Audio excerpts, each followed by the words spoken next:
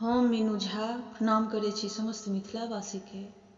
एकटा समदाउन लऽ कऽ उपस्थित छी। आशा करै छी अहाँ सबके नीक लागत। धन्यवाद। जय मिथिला, जय मैथिली। कौने नगर सँ अएलै तपसिया, अएलै तपसिया,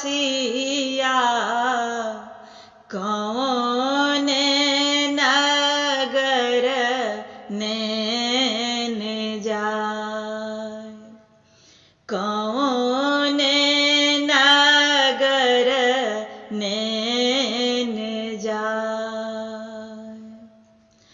दक्षिण नगर सँ, दक्षिण नगर सँ अएलै तपसिया,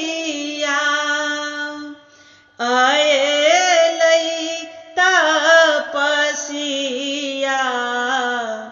पश्चिम मुलुक नेन जाय, पश्चिम मुलुक नेन जाय।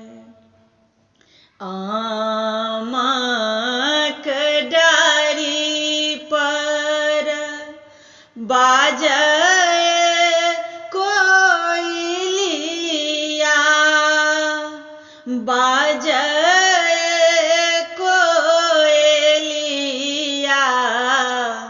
धिया के जनम जूनि दे, धिया के जनम जो, धिया के जनम जो, दिहहु विधाता, देबहु विधाता,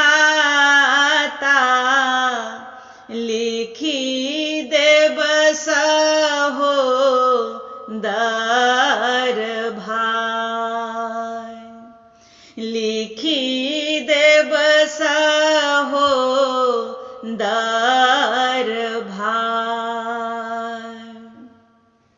कोखिया बिहुन जूनि देबहु विधाता, देबहु विधाता, पुरुष मूर्ख जूनि दे, पुरुष मूर्ख जूनि दे, मूर्ख पुरुष जो, पुरुष मूर्ख जो, देबहु विधाता, देबहु विधाता, मरब जहर बिख खाय, मरब